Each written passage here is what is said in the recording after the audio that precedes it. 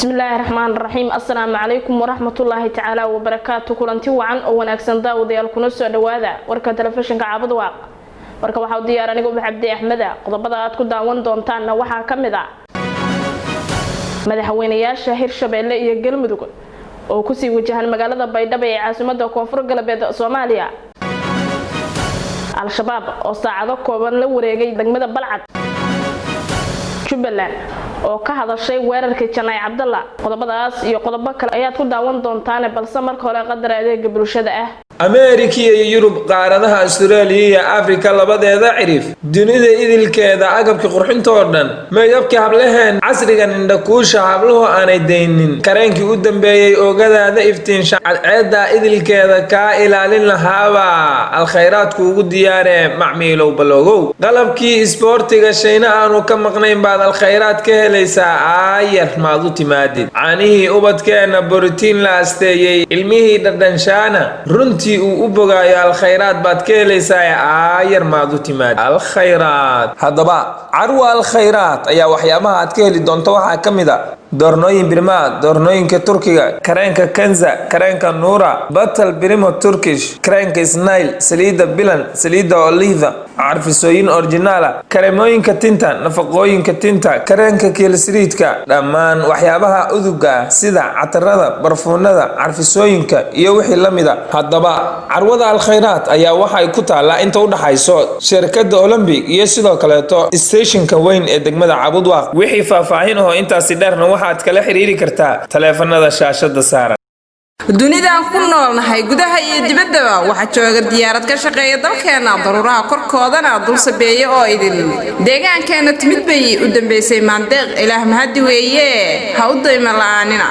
shaqaale loo diyaarsho oo adeega daacado dulqaadkoodu badan yahay dayacaynin amaanado macmiishooda daryeela ku diyaar ah halkaan oo ilaah mahadi weeye dayuuradeena maandeeq ha u dayma la'aanin haddaba xafiiska diyaaradda ee maandeeq airline waxa uu ku yaalaa bartamaha magaalada agagaarka hodan global wixii faahfaahin dheeri ahna waxaad kala xiriiri kartaa telefoon nambarada shaashada saaran maandeeq airline maantay allah magane maantay rabay ahaatee baan sugayno ka dhowree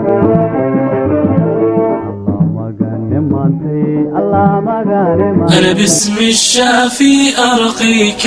من كل سقام يؤذيك بيميني أمسح ما تشكو وبعمر الباقي أفديك wargelin dhammaan waxa lagu wargelinayaa bulshaweynta Soomaaliyeed ee ku nool degmada Caabud Waaq iyo nawaaxigeeda in ay yimaadeen degmada Caabud Waaq Shariif Maxamed Shariif Ibraahim iyo Shariif Aadan Shariif Ibraahim culimadaasi oo ku takhasusay xanuunada ruuxiga ah iyo kuwa nafsiga ah sida jinka isha sixirka walwalka waswaaska isla hadalka wadna xanuunka joogtada ah sidoo kale culimadaasi waxa ay u leeyihiin daweynta khibrad muddo dheer ah oo gaarayso ilaa 15 sano iyada oo Ilaahay sababtooda ku caafiyay dad badan oo ku nool dalka iyo dibadiisa loogana caalwaayay xanuunada ruuxiga ah iyo kuwa nafsiga ah culimadaasi waxay xarumo kala duwan ku leeyihiin magaalada Muqdisho iyo meelo kale oo kamid ah gobolada dalka Soomaaliya culimadaasi waxa ay degmada Caabud Waaq joogi doonaan muddo kooban culimadu waxa ay ka howlgalayaan xarunta isku daweynta Quraanka iyo sunnaha Nabiga sallallahu alayhi wasallam ee al-Shifaa oo ku taala degmada Caabud Waaq gaar ahaan xaafadda Horseed agagaarka Ceel Sacuudi fiiro gaar ah isqoristu waxa ay ka socotaa xarunta cusub ee markazu Shifaa wixii faahfaahin ahna waxaad kala xiriiri kartaa eberle hal 7 329 36 ama eberle hal 8 47 haddaba balantayadu waa inaga oo horay u gaarnaa markazu Shifaa litadaawi bil qur'aani was sunnah أنا باسم الشافي أرقيك من كل سقام يؤذيك بيميني أمسح ما تشكو وبعمر الباقي أفديك وأتمتم دمعا ودعاء يرعاك الله ويشفيك وأتمتم دمعا ودعاء يرعاك الله ويشفيك isku soo noqod wanaagsan daawadayaal haatan warkii oo fidsan al-shabaab ayaa waxa ay saacado kooban la wareegeen degmada Balcad sidoo qodobkan inoogu faahfaahinaya wariyaheena Maxamed Cabdi Jalaqsane. xaaladda magaalada Balcad ayaa haatan waxa ay degan tahay kadib markii ururka al-shabaab saaka aroornimadii hore ay ku soo qaadeen dagaal xaafado ka mid ah degmadaasi oo ay si kooban ula wareegeen. goobjoogayaal ayaa warbaahinta u xaqiijiyay in hadda ciidamada dawladda Soomaaliya ay gacanta ku hayaan magaalada isla mar ahaantaana ay ka wadaan howlgallo. khasaare kala duwan ayaa waxa laga soo warinayaa dagaalkaasi dhex maray ciidamada xoogga dalka iyo ururka al-shabaab waxaana labada dhinac ay sheeganayaan guulo dagaalkaasi. gudoomiyaha degmada Balcad Qaasim Cali Nuur ayaa waxa uu sheegay inay degan tahay xaaladda degmadaasi ciidamaduna ay hadda joogaan taliska iyo sidoo kale goobihii baraha kontaroolka ee degmadaasi. waxa uu sidoo kale sheegay in magaaladaasi ay ku dileen ilaa 14 xubnood oo ka tirsan ururka al-shabaab. hal askari ayaa ku dhintay ciidamada xoogga dalka halka dhaawac soo gaaray dhowr qof oo rayid ah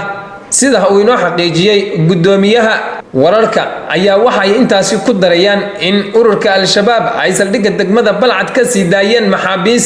inkastoo warkaasi aanu si rasmi ah loo xaqiijin karin. maxamed cabdi jalaqsane wararka TV-ga CW degmada Cabudwaaq. Jubbaland oo ka hadashay dagaalkii Janay Cabdalla sidoo qodobkaani noogu faahfaahinaysa wariyaheena Xamdilaki Maxamed Daahir.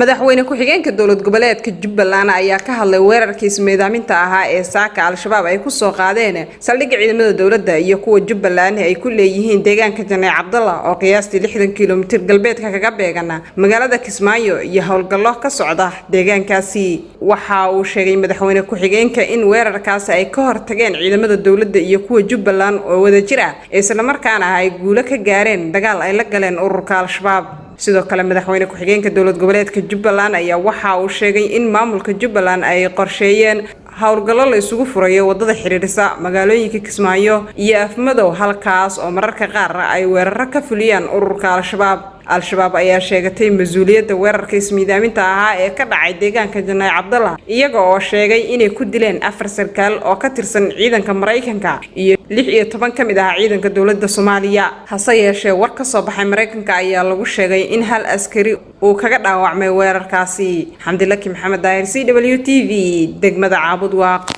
madaxweynayaasha maamulka Hirshabelle Galmudug ayaa ku sii wajahan magaalada Baydhabo ee caasimadda maamulka Koonfur Galbeed Soomaaliya. labada madaxweyne ayaa kulan wada tashi ah la yeelan doona madaxweynaha maamulka Koonfur Galbeed Soomaaliya Mudane Laftagareen. kulankani ayaa diiradda lagu saari doonaa sidii loo adkeyn lahaa qodobadii ka soo baxay shirkii Dhuusamareeb 3. saddexda madaxweyne ayaa lagu wadaa inay si weyn uga soo horjeedaan kulankii Muqdisho ee Saciid Cabdullaahi Dani iyo Axmed Madoobe lagu casuumay. howlgallo ka dhana ayaa waxa ay ka bilowdeen deegaano ka tirsan Jubbada Hoose sidoo qodobkan inoogu faahfaahinaya mar kale wariyaheena Maxamed Cabdi Jalaqsane. ciidanka danab ee xoogga dalka Soomaaliya iyo kuwa daraawiishta maamulka Jubbaland ee ku sugan deegaanka Janay Cabdalla ayaa saaka waxa ay xireen dhammaan wadooyinka soo gala deegaankaasi.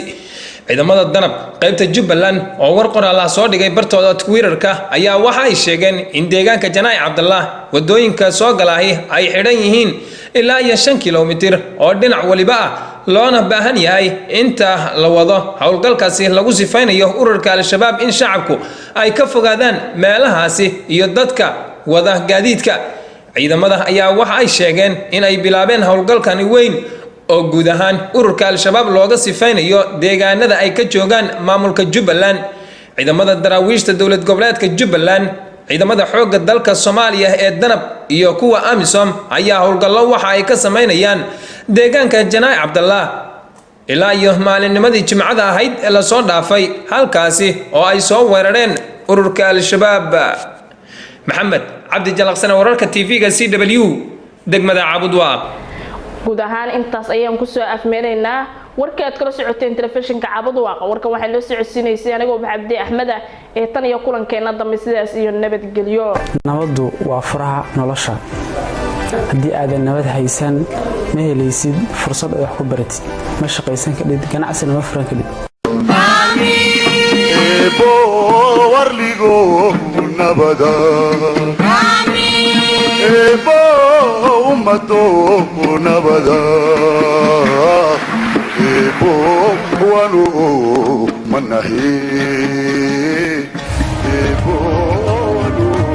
jaahilnimo iyo alla ka cabsi la'aan baa dulmi dhasha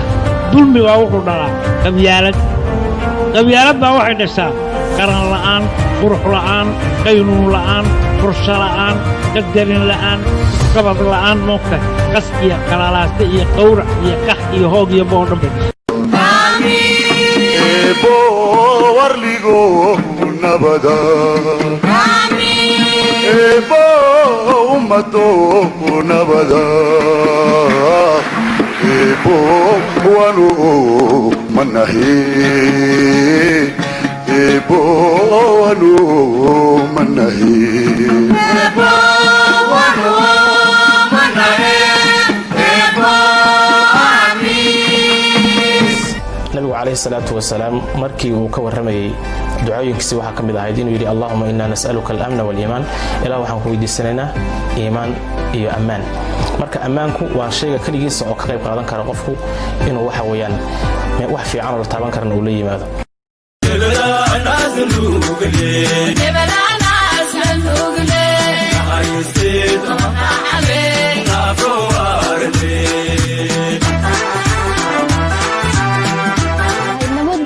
waa nolol oo nabad la'aan waxba maana baranin heerka ammaanta joogana ma aanan gaarin haddii aan nabad haysan shirki la qabtaba adooshina warshooshlo nabad dashaasha iyo shikaakiyo dood shuhuubala iyo shaloombiyo muro waxsiishida iyo la shahoor hadal shakarsamaho adooshayba sheegta nuxur daran la sharshar meel shidee noqoto shacbigu ma rabe ha laga shiro danta guud u shuureeyo noo sheega wanaag la shaacin karo ushimihi sharwado shibnaga dhahaa intay garmaqaate iyo garaad xumay noo tasheen maxaa dhacay guuldariya gafiyo ceebaan harayn gadoodkii muxuuna baday maxaa gacal kala anbaday maxaa gaariyo ninkeed isgoobaan war iska hayn maxaa odag guuyo dhaqay u go'ay gaajiya haraad maxaa reer gaan ahaa gantoomee gaban ka haray maxaa guur seegtay inan maxaa godob layska galay maxaa gashi layska dhacay maxaa guryo nabad ahaa la gubayee galangashaa maxaa gacal iyo dadbaha colaad loo kala guntee isgowracay sabab la'aan dagaalkii lama gartaan muxuu go'ashayna baday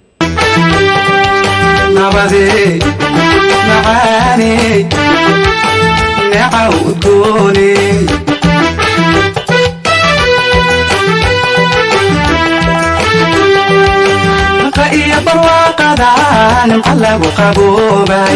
itanaasir maano laga jaqo nafaqaday naxariista eebay niyadana u rooney naftayda ku jecelo raja aan nusqaamayn ugu naawilayse